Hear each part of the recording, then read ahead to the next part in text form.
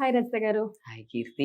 General గా weight loss అంటేనే చాలా స్క్రూటనీతో కూడుకున్న పని, అంత ఈజీ కాదు. స్పెషల్ గా 40 ఇయర్స్ దాటిన మెన్ అండ్ ఉమెన్ తో ఇంకా కొంచెం కష్టం అంటారు. చాలా స్టబ్బర్న్ ఫ్యాట్ ఉంటుంది అని అంటారు. సో వాళ్ళు ఏం చేయాలంటారు? సో ఆ స్టబ్బన్ ఫ్యాట్ ఉండదు.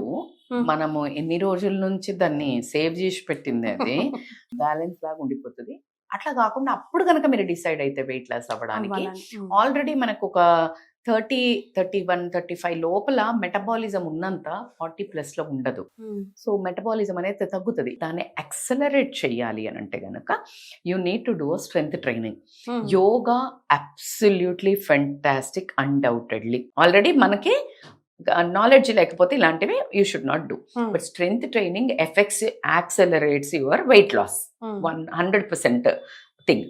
అండ్ సెకండ్ ఏంటి అని అంటే పోర్షన్ కంట్రోలర్. నేను ఎన్నిసార్లు చెప్పినా చెప్తా, మనకి మెషిన్ ఆల్రెడీ లోడ్ తగ్గింది అని అంటే నువ్వు ముందు వేసినంతనే వేస్తా అంటే ఎట్లా మరి. సో క్వాంటిటీ రెడ్యూస్ చేయాలి. థర్డ్ వచ్చేసి ఖచ్చితంగా ప్రోటీన్ మాత్రం చాలా ఇంక్రీజ్ చేయాలి. నాన్ వెజ్ అనే కాదు, వెజ్ అయినా సరే పన్నీర్ తీసుకోండి, సోయా చంక్స్, టోఫు తీసుకోండి, సోయా తీసుకోండి, మీల్ మేకర్ తీసుకోండి అండి.